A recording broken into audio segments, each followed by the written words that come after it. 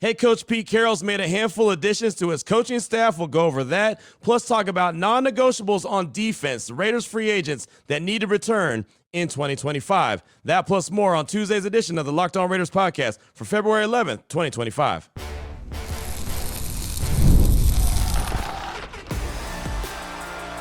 You are Locked On Raiders, your daily Las Vegas Raiders podcast, part of the Locked On Podcast Network.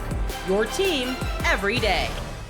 And welcome in, Raider Nation, to another edition of the Locked On Raiders podcast. Thank you so much for making the show your first listen of the day. We definitely appreciate you. If you're catching the podcast wherever you find your favorite podcast, that's awesome. If you're checking it out on the YouTube page, that's even better. Not that it matters. Wherever you check us out is great. We love it either way, no matter how much time you give us. If it's 2 minutes, 22 minutes, or 42 minutes, we do appreciate that. Obviously, the show continues to grow each and every day. That's because of your support, Raider Nation, consistently coming back to the show each and every day, and on the YouTube page because of the job that my man Ari does behind the scenes. Does a fantastic job. We definitely appreciate him. You can hit him up on Twitter at Ari Produces. You can hit me up as well at your boy Q254. And if you want to be a part of the show, your calls and texts, Locked On Raider Podcast voicemail line is 707-654-4693. And as we did on Monday, we'll close out the show. Segment number 3, hearing from you. Your feedback is always appreciated. Again, 707-654-4693. Segment number 2, we'll talk about non-negotiables. We've talked about the free agents that the Raiders have, and they have a big laundry list of guys, like 29 guys they have that are free agents. Obviously, they're not all returning. I went over it kind of quickly, all the guys before, but now I want to really focus in on the defense and look at the guys that not necessarily are guaranteed to come back, but guys that I think that should come back, the guys that I like to call non-negotiables. Again, that's not meaning that they're going to come back because I say so, but it's just what I think, knowing what Pete Carroll wants to do as a head coach, who Patrick Graham is as a defensive coordinator. Really want to focus on the defense since we spent Monday talking about the Eagles' dominance over the Chiefs and the fact that they got it done defensively. So just want to go over those guys in segment number 2. Here in segment number 1, just news and notes, and really it's just trying to get you caught up to date on the coaching staff as Pete Carroll's put this thing together. Don't know everybody, don't have an extensive background on every single coach that's on the staff, and I know that there's still going to be more additions that need to be made, but just going to kind of quickly go over it, as a lot of these names were rolling out last week while I was in New Orleans, and I wasn't able to get you caught up on that. So let's go ahead and jump right into that. Head coach is Pete Carroll. We know that. Assistant head coach, Marvin Lewis. He was there as the assistant head coach with Antonio Pierce. Really surprised that he's actually sticking around, but he is. So obviously Pete Carroll sees some value in having Marvin Lewis on the coaching staff, so he's going to be around. Offensive coordinator Chip Kelly. That's a big deal. We talked about that in great length. That happened on Sunday when I got to New Orleans, got everything set up for our week on Radio Row, just to see the update from Schefter saying that Chip Kelly was going to the Raiders. That still, to me, is a massive hire. I cannot wait to see what that offense is going to look like. Quarterback coach Greg Olsen returning to the Raiders for the 3rd time. He was there with Gruden. He went to L.A. with Sean McVay. He's now coming back and being with Pete Carroll. And multiple times you've seen Greg Olsen hired onto the Raiders coaching staff. Again, this is his 3rd time that he'll be a part of the Raiders staff. And I think that tells you a lot about him, what he brings to the table. Not necessarily as an offensive play caller. We didn't like that when we saw that. But as a quarterback coach, I think he does a really good job. Now, as far as new additions, not the group, but coaches, running back Dylan McCullough. 2020, he was working as a running back coach for the Chiefs, won his first Super Bowl when the Chiefs defeated the 49ers 31-20. That was the Super Bowl that was in Miami in 2021. McCullough was hired at Indiana University as their running back coach, and then February 2022 was hired by Notre Dame for the same role, the running backs coach. So obviously he's got some skins on the wall, has been to some good places, and continues to get running back coach jobs. So I think that's a good hire, even though I don't know, like I said, a great background on him. Just seeing where he's been hired, coaches that he's coached under, kind of tells you a lot about who he is. Wide receiver coach is now Chris Beatty. He's been at Maryland 2016, 2017. He was associate head coach and wide receivers coach all the way through 2018. He was at Pittsburgh. He was also in the NFL, Chargers, Bears. He was the interim offensive coordinator when Matt Eberflus got fired from the Bears last season in 2024, and Thomas Brown went from being the offensive coordinator to all of a sudden the head coach, working closely with Caleb Williams. There was a lot. Thomas Brown went from being basically a wide receivers coach to an offensive coordinator to an interim head coach. I mean, he had all kind of different promotions in 2024, but now his wide receiver coach, Chris Beatty, is now part of the Raiders staff, and he's going to be their wide receiver coach. Tight end coach Luke Steckel, he returns. O-line coach Brendan Carroll, Pete Carroll's son. We talked about him in pretty great detail. Assistant offensive coach Tim Yates. Defensive coordinator Patrick Graham. Obviously, we know all about him. 4 years now with the Raiders. Really good continuity, something that the Raiders have not had since Rob Ryan was their coach and was there for that kind of a length of time, and that went all the way back to 2004 to 2008. So first time the Raiders have had some real true continuity at that D coordinator position. Robbie Leonard, D-line coordinator, run game coordinator. Again, he returns. Assistant D-line coach Rip Rowan comes from Georgia Southern and previously worked in Washington. Not going to lie to you, don't know a whole lot about him. Linebacker John Glenn, he's a guy that's very familiar with Pete Carroll. All the research I did on him, he's done a really good job. Talked about some of the linebackers that when he was in Seattle, coached up. Obviously, they're very talented dudes like Bobby Wagner and others. But John Glenn is a guy that comes with raving reviews, so he's the linebacker coach. Secondary coach Marcus Robertson makes a return to the Raiders. He coached with the Silver and Black back when they were in Oakland, and defensive passing game coordinator is Joe Woods. Joe Woods, a senior defensive assistant, spent 7 years as the NFL DC. His units finished 23rd, 13th, 7th, 14th, 16th, 8th, and 18th, and his team was finished as a top 10 unit against the pass 4 of 7 times and top 10 versus the run 3 of 10 times. So obviously he's got some skins on the wall, some longevity in the NFL. Assistant DB coach Matt Feeney, he stays with the Silver and Black. And then defensive assistant, I'm sure I'm going to say his name wrong, B.I. Rasul. What I've heard about him and read about him, smart coach, DB units at Bowling Green ranked inside the top 30 twice. So, again, don't know all the great details. I'm not going to give you some BS fluff and act like I know these guys like the back of my hand, but just wanted to get you familiar with the names, get you familiar with their positions, and there will be more additions made sooner rather than later. And, of course, when that happens, we'll get you updated on that. And not to mention, we'll get a lot more details on exactly what these guys' roles are going to be and what they do when the Raiders make it official with all of them. They'll send out a big release, and it will give a big, full, detailed background on each of these guys, and then we can really break it down and let you know. But again, going back to what Pete Carroll said in his opening press conference on that Monday when we all got to meet at the Intermountain Health Performance Center, I want to blend the guys that have worked with me and know me, guys that don't know me at all, and guys from this current Raiders coaching staff, really talented dudes. And I think that so far, those names that I just ripped through, I think that, well, he's done exactly that. So again, just hadn't had a chance to go over a lot of these names. Wanted to make sure that I was able to do it on today's edition of the Locked On Raiders podcast. So defensively, who are some of the guys, the Raiders' current guys, before they can get into the offseason and worry about free agents outside of the building? They've got to worry about the free agents inside the building. And I want to take a focus in on the defense and look at the guys that I would love to see return and why. We'll do that coming up in segment number 2 of today's Locked On Raiders podcast.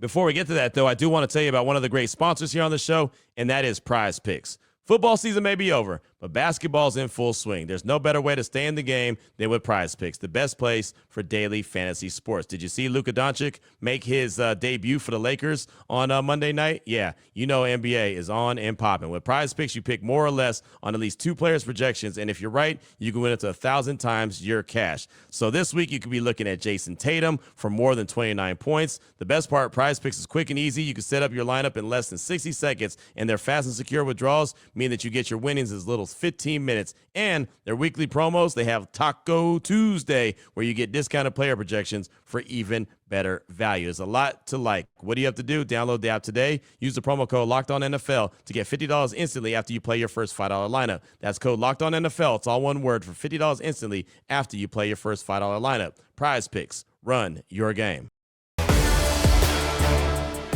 All right, Raider Nation, here we go. Segment number 2 of today's Locked On Raiders podcast. Want to take a look at Raiders defensive free agents. And I'm not going to go through all of them. I did that earlier this offseason, and it's like 29 guys, kind of went through it, and it's funny going through them. You kind of just go through the list. You're like, yeah, that guy should come back, this, that, and the other. Then all of a sudden you realize you've brought back half the team, and you realize that that's not what it's going to be. I don't know how many guys are going to come back. I really don't, but having 29 free agents is a lot. And you could do one or two things. You could bring a lot of those guys back and understand what you're going to already have, or you can let a lot of those guys walk, and then you can basically kind of flip the roster really quickly, not having to cut guys, just let them walk in free agency. So the Raiders have the opportunity to do that. But we know that, or at least I believe that the Raiders defense is going to do the heavy lifting. Obviously, the offense is going to have to do their share of the work as well. And that's something that, well, they expected to do in 2024. They weren't able to do that. Pete Carroll and John Spytek, that's going to be their task, their job, to be able to put together a roster where the defense could do the heavy lifting. They can have a really good run game, which they did not have in 2024.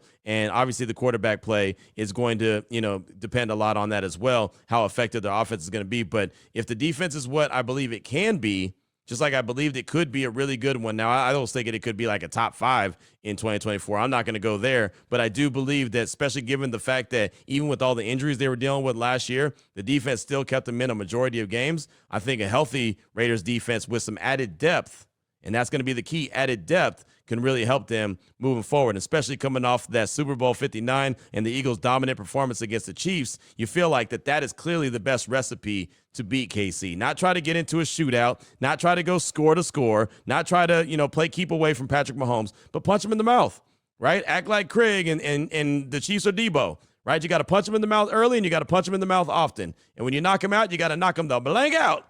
Right? That's just what you got to do. But it's defensively that you're going to get it done, just like the Raiders beat the Chiefs on Christmas back in 2023. So just looking at a handful of the Raiders defensive free agents that I believe need to return. Not going to talk about guys that I don't think should come back. I'm only going to focus in on the guys that I think should come back and why. And I'm going to start with Robert Big Game Spillane. That is going to be the first and foremost. That guy, for Patrick Graham in particular, is the quarterback on the defense. He is, as Patrick Graham is quoted and said, not me, but Patrick Graham said it, that he is the coach on the field. He's basically Patrick Graham on the field.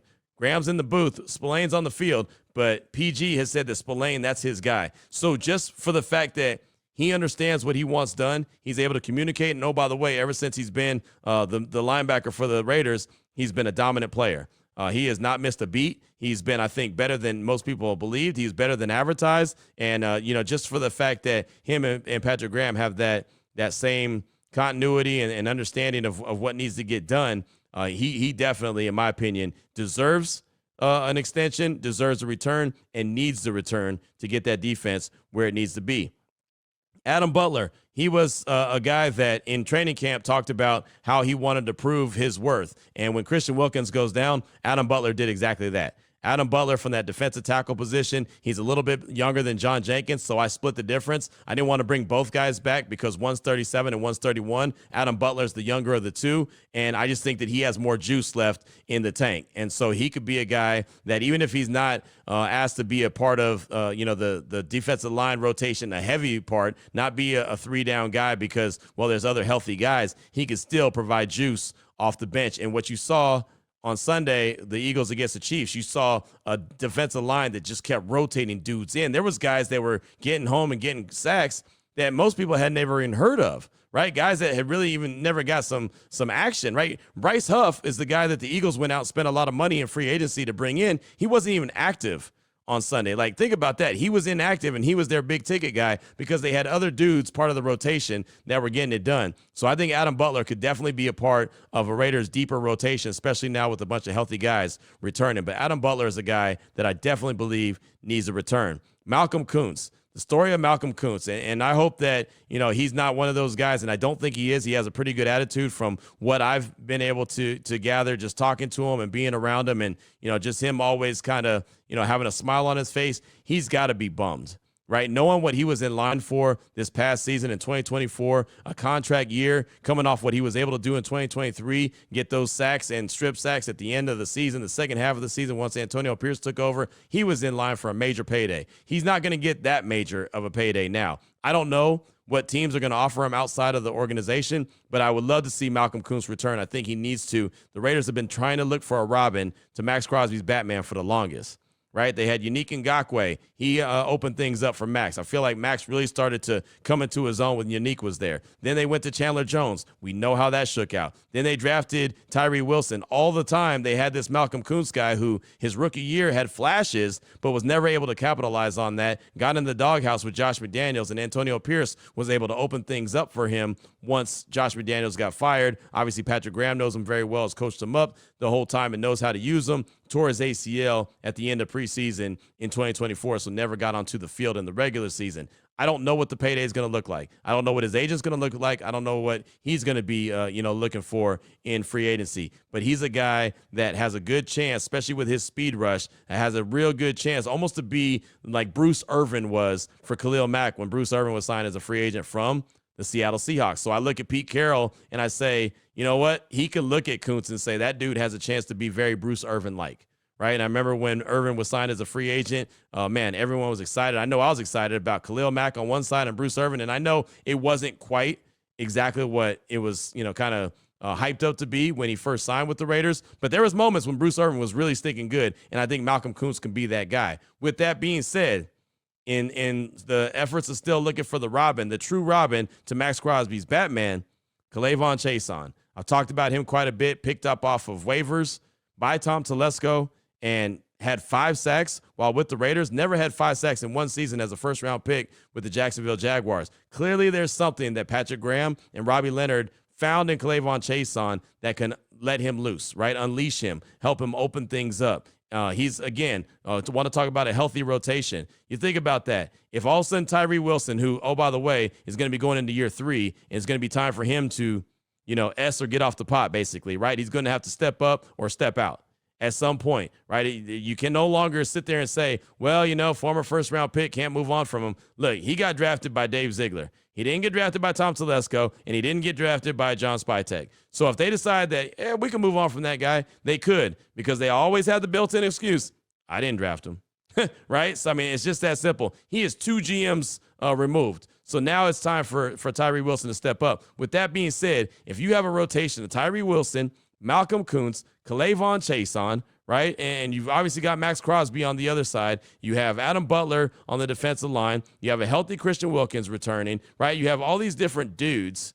Obviously, you can go into the draft and get some more depth. I think the depth is still going to be needed, but we're just talking right now about guys that are currently on the roster. I feel like you have a really nasty rotation along that defensive line, and that could really help everyone else on that defense be that much better when you have those bloodthirsty Pirates there on the D line. Isaiah Palamau, how about him? Came on because he had to. Marcus Epps went down early in the season with the torn ACL, which switched up what Trayvon Merrick wanted to do and was doing. He played him closer to the line of scrimmage and kind of made Isaiah Palamau that center fielder, the Earl Thomas of the Raiders defense, right? I'm not saying he was Earl Thomas. Please don't get it twisted and quote me. Q called him. No, Q didn't call him nothing, but he played that role. The eraser, right? The guy who was the last line of defense, the guy that went up and made plays on the ball, a guy who towards the end of the season got really good at dislodging the ball from the ball carrier. He got really good at that. That came from film study. He told us many times following the game is starting to slow down to him. I'm not saying that he's a full-time starter. I'm not saying that he'd be in that role. But again, Pete Carroll wants competition. I would love to see Isaiah Palamau given a contract extension. He's continued to grow ever since being signed as an undrafted free agent, and I think that he has an opportunity to do that as well. Again, a lot of depth and a lot of competition is going to be added to this Raiders defense, but I think Isaiah Palamau has definitely earned the opportunity and the chance to return to the Raiders and show his worth, because again, it seems like he shows his value each and every game. It gets a little bit better, a little bit better, and a little bit better. I'll say this, Trayvon Merrick, I don't believe is coming back in 2025. Not that I don't want him back. I like Trayvon Merrick a lot. I think anyone who's listened to this show for a while knows I was excited when he was drafted as a second-round pick from TCU. But a couple things, I think that he's going to be looking for a pretty big payday. He doesn't really have the ball hawk ability, or I don't want to say ability. He has ability. He doesn't have the production that I was hoping for. And I think that the Raiders as a unit defensively need to have a guy at the back end who could be Earl Thomas-like, where he comes up with a lot of interceptions. The Raiders and their safeties have not come up with interceptions consistently for a while, right? Seawood, when he returned from Green Bay, he was able to pick off a lot of passes. Reggie Nelson, he picked off passes, right? I mean, he did a good job on the back end. And there's been, other guys here and there that have made plays, but nobody's made a bunch of plays consistently on the back end, including Trayvon Merrick. And I think he's going to want some big money, plus just talking to him in the locker room following that last game of the season. It just, the sense of he was going to be returning to the Raiders was not there. Now, maybe it could change with Pete Carroll and John Spytek. Maybe they go to him and say, hey, we see you fitting in this role. This is how we want to use you. Pat Graham is back. So maybe all that changes. But my initial sense in the locker room following that game, the last game of the season against the Chargers, was that Trayvon Merrick was not coming back. I never got to play that interview on this show, but again, that was just my initial response. So with that being said, Isaiah Palamau would be a guy I could definitely see the Raiders bringing back. And then finally, Nate Hobbs. And I'll put an asterisk next to this one if the money's right. Because similar to Trayvon Merrick, I think that he's going to want some pretty big money. We know what he brings to the table as a slot receiver. The only thing is when healthy. And I hate saying that about any player because that's what's going to cost them some money. When healthy, when your availability is not there. People hate to hear it, but your best ability is availability. I said it a million times. Others have said it a million times, and it's the truth. Your best ability is availability. And unfortunately, Nate Hobbs, I thought last year, okay, maybe this will be the year where he's available more times than not. And it just wasn't that, right? And that was a contract year, so I think that cost him a little bit of money. I would love to see him back on a 1-year deal or maybe even a 2-year deal, right? So if the money is right, I can see Nate Hobbs coming back because that slot corner position is not easy to play. I think Jacorian Bennett's going to do a really good job on one corner. I think that they're going to bring in some competition for Jack Jones because even though he has ball production, and he does, there was a lot of times when there was ball frustration where he let the ball get past him, let the player get past him, and ended up resulting in a score, right? I don't think Pete Carroll is going to go for that inconsistency from Jack Jones, and that's unfortunate because, again, I think he has an opportunity to be a really good corner, but he's got to be consistent, and the consistency wasn't there. We know that Marvin Lewis, and even when Antonio Pierce was there, they just said if they can get Jack to a certain level, to play at a certain level, all the time, they can have a really good corner, but he just hasn't done that. And as Marvin Lewis said, hey, man, how many years has it been? You got to finally step up. So I do think you're going to see plenty of competition at that corner position for Jack Jones. But if they can get Nate Hobbs back to be able to solidify that slot corner, that is a tough position to play. And if you already have a guy that you know what he could bring to the table, you can get him back on a deal that is comfortable for you and him, that's a home run as far as I'm concerned. So knowing that the Raiders, what they want to do defensively under Patrick Graham, those are the guys I think need to be returned. The guys that I like to call the non-negotiables: Robert Spillane, Adam Butler, Malcolm Kuntz, K'Lavon Chaisson, Isaiah Palamau, and Nate Hobbs if the money is right. So that's 6 guys. Again, remember, they have 29 free agents. There's going to be a lot of guys that will not be back in 2025 with the silver and black. But those guys I just rattled off, those guys I think need to be those non-negotiables. What's on your mind? Your calls and texts is next. 707-654-4693. Segment number 3 of the Locked On Raiders podcast is coming up next.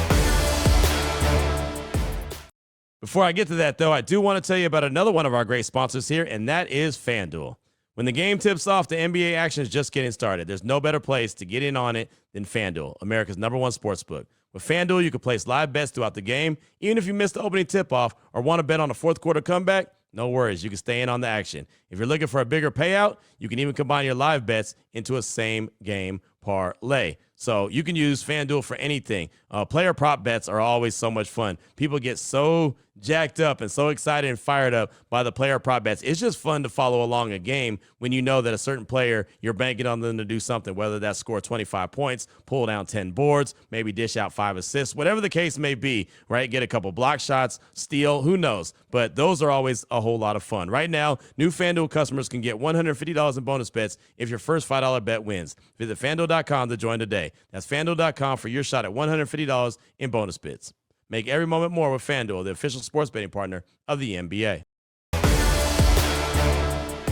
Here we go, Raider Nation. Segment number 3 of today's Locked On Raiders podcast. Your calls and texts are off that Locked On Raider podcast voicemail line, 707-654-4693. Let's start things off with Army Raider. Thanks so much for your service. I appreciate you. He's calling to talk about me being off in my understanding of a player that the Raiders have been associated with already. Here he is, Army Raider. Hey, Q, it's your boy Army Raider. Listen to the show. Join the victory that was the beatdown put on the Chiefs. Anyways, you and Hogan said something last week, and I think you're a bit off on your understanding of a player and a potential deal to be made for the Raiders. And, I mean, I don't blame you.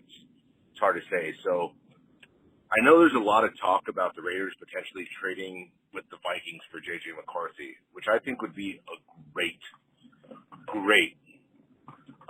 deal. And I'll explain why. I know you and others think he might not be an NFL quarterback.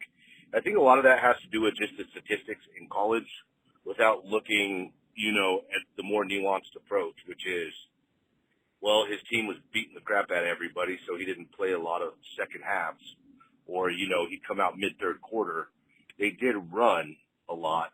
But if you actually go back and watch games like the Nebraska game or the Michigan State game that year, he had already thrown for 250, 280 yards in the first half. They just didn't let him throw in the second half. So it's not that he can't.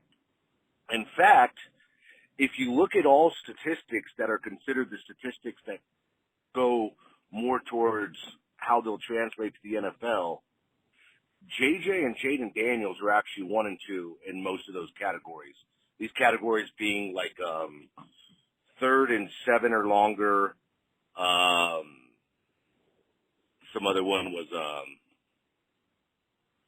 what was the other one? Intermediate passing efficiency, amongst some other things. JJ was actually ranked first in a lot of those categories that are considered the ones transitional to the NFL. Another thing that I think a lot of people missed out on is people looked at Michael Penix like he was this great guy, right? But the fact is that guy only played one defense ranked within the top 50 the entire season, and that was Michigan in the national championship game. Meanwhile, J.J. McCarthy faced, I believe it was either 4 or 5 of the top 10 ranked defenses in the country. With Alabama, Ohio State, Penn State, and Iowa. He also has the arm to make all the throws. In fact, he was the second hardest thrower of the ball at his draft combine behind Joe Milton, who everyone knows that's his trait. The last thing is he's also very mobile and is the perfect quarterback to run Chip Kelly's offense. So I think a lot of people are sleeping on it, but I'd love to see it. Anyways, it's Army Raider out. Army Raider, thanks again for the call. Appreciate you. And I'm not saying J.J. McCarthy's not an NFL quarterback like that. I hope it didn't come off that way when I've talked about J.J. McCarthy in the past. The thing is, we don't know. Like, I understand what he's done in college, just like I understand what Cam Ward's done in college. I understand what Shedeur Sanders has done in college. None of these guys are known. We don't know what they're going to do in the NFL. We can have a good hunch. We have good hunches about a lot of guys, right? We look in college and we watch him. We say, man, that guy is phenomenal. And then he just doesn't translate to the NFL. And it happens all the time, right? I mean, I just happened to get it right when I picked Jalen Hurts to be a really good quarterback. Now he's a Super Bowl champ. A lot of people didn't think that his game was going to translate to the NFL. It did, right? There's other guys that look at other quarterback, and there's other quarterbacks that I've looked at, like, for example, Bo Nix. I looked at him, and I didn't think that he was going to be very good. Guess what? He's really good in Denver. So it's just one of those things. Until we see it, we don't know. The reason I wouldn't want to trade for him, and it's just my reason. You could be absolutely right. I could be 100% wrong. And you know me, I have no problem saying when I'm 100% wrong when it comes to this kind of stuff. I don't mind coming back and saying I was wrong. He is coming off an injury, a pretty significant injury, right? I talked to Kevin O'Connell, the Vikings head coach. I talked to him on Radio Row on my ESPN radio show. And from what he said, his words, not mine, they're excited about J.J. McCarthy moving forward, and they're going to see what Sam Darnold happens to him in free agency. So from my point of view, that doesn't sound like the Vikings are trying to move on from him anyway. So 1, I don't think he's available. 2, he's coming off an injury. 3, it's a pretty significant injury. And, oh, by the way, now you only have, year 2, 3, and 4, and then maybe the 5th year if they pick up the 5th-year option. So now you're already a year behind. And, oh, by the way, it's going to take your draft capital. So those are the reasons why. And, again, we don't know 100% what he's going to be. We all can, pretend we're quarterback coach and quarterback guru 101, but really at the end of the day, until we actually see it, we don't know it. That's what I'm talking about. So it's not that I'm saying he's not an NFL quarterback. We just don't know. And I'm talking about different quarterbacks that I like based off of my preference of who I like, right? And again, I like Cam Ward. I like Shedeur. I like, Dylan Gabriel later on. I really like Jackson Dart later on, right? Those are just 4 guys off top that I like this year, as opposed to going and trading for someone else's guy and probably giving up more draft capital than you need. But that's all. But I definitely appreciate the call. Up next, got a text from Peter in Winnipeg. Hey, Q. Hope all is well, my man. It's Peter from Winnipeg. Just wanted to say I love the Josh Jacobs interview, Super Bowl week. It's too bad the team decided to let go of such a classy, proud Raider. Hopefully he's able to come back to the team as either a player or down the road as a coach or whatever. Secondly, I think that the proof is in the results. To beat KC, you need to control the line of scrimmage. Our D-line seems to be pretty talented. Our O-line needs some pieces.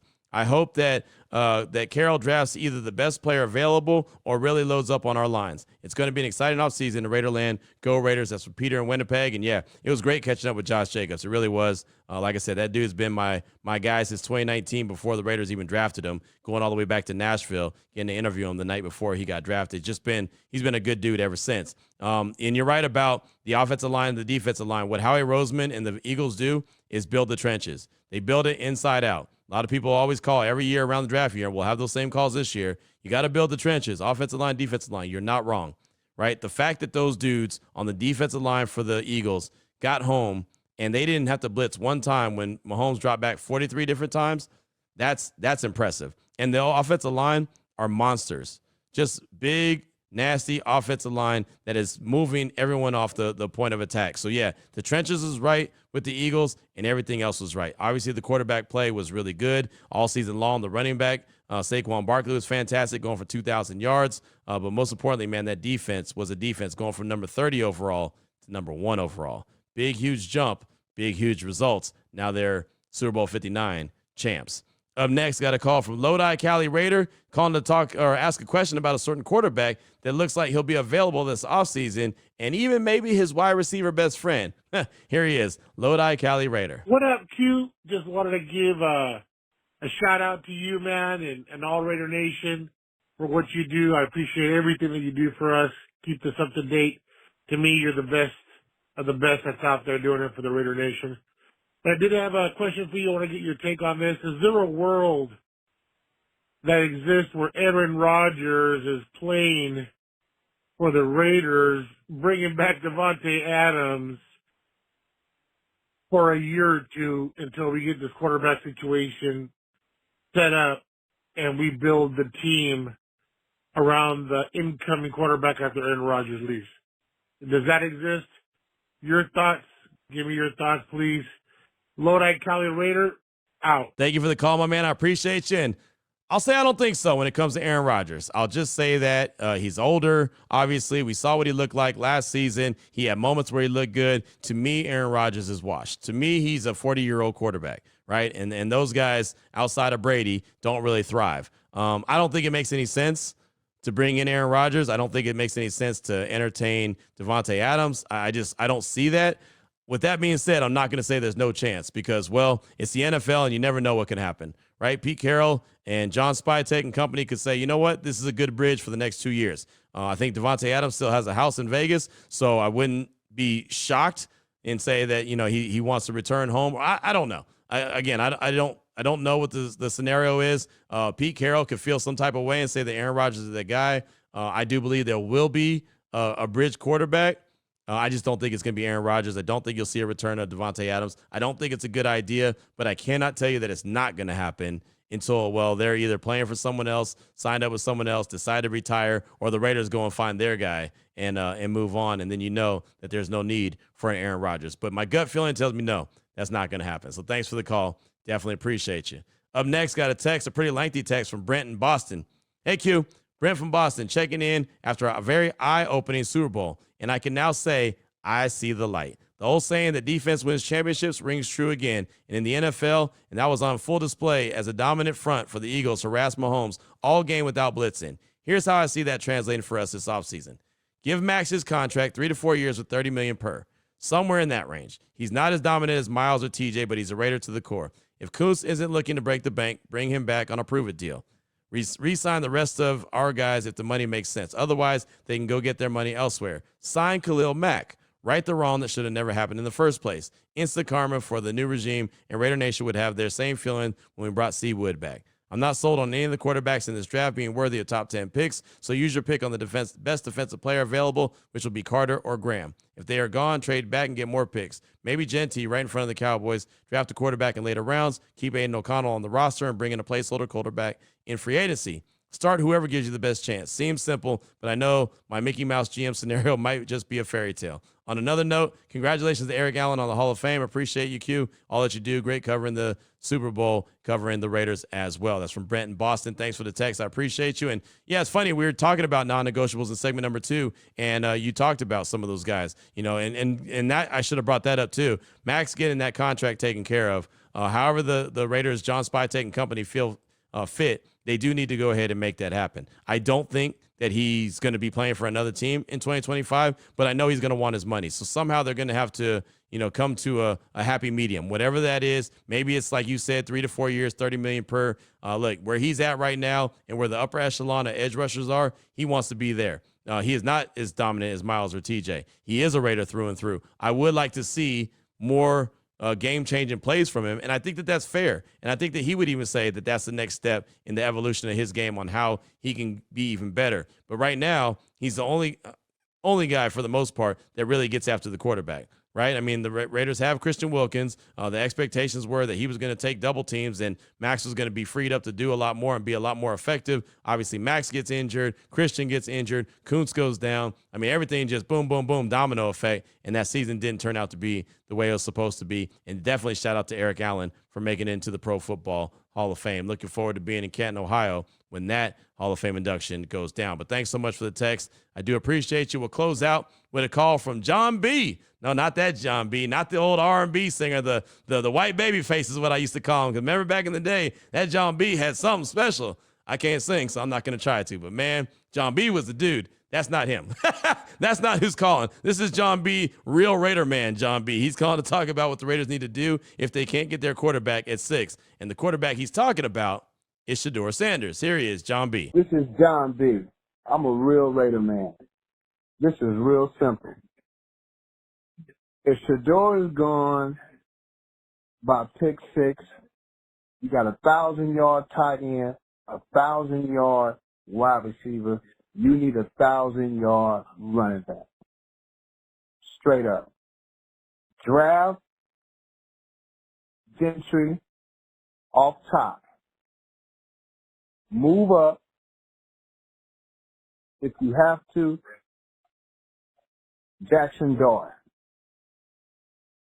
Okay? You got 2 third-round draft picks, straight up. 2 guards. You got a 4th and a 5th, wide receiver, cornerback. You got 3 6 rounds. I need a linebacker that he either average 110 for 4 years or he's in the top 10 in tackling his last year. I don't care what division he was in. And you pick that number 7 again.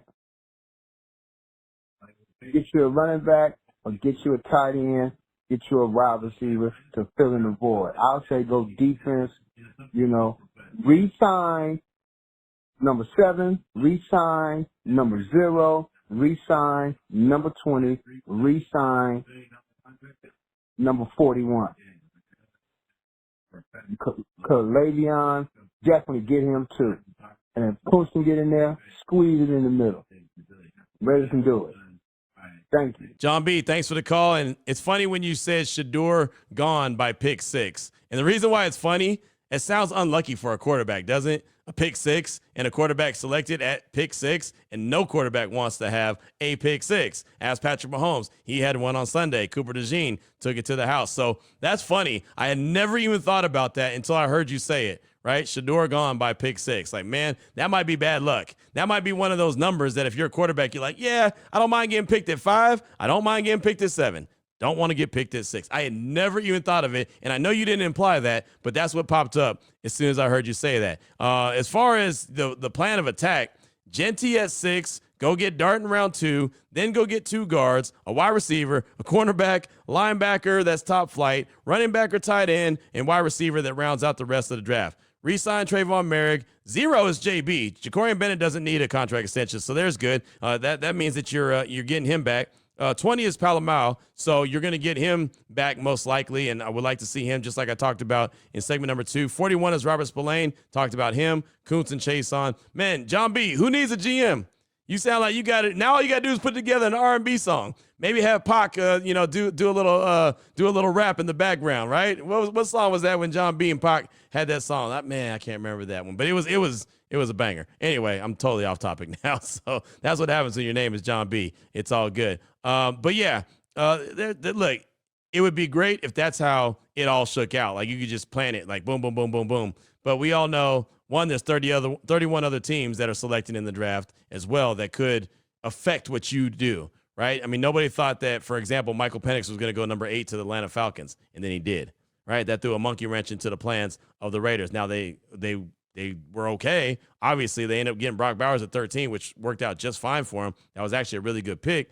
But again, I don't think anyone thought that Michael Penix would go number 8 to the Falcons after they just signed Kirk Cousins in free agency. And clearly, by having to bench Kirk Cousins, a little bit more than halfway through the season, we're actually towards the end of the season, it feels like they made the right decision to go get Michael Penix at number 8. So, we'll know more about the draft and what the Raiders need to do and how they should attack it by what they do in free agency. And the good thing is free agency comes up well before the draft comes up. So then we'll have a good idea. Okay, all right, this is what they did in free agency, and this is what they need to do now following. So I do know Pete Carroll is going to provide a lot of competition. That's something that he hangs his hat on. It's all about competition, competing, day in and day out.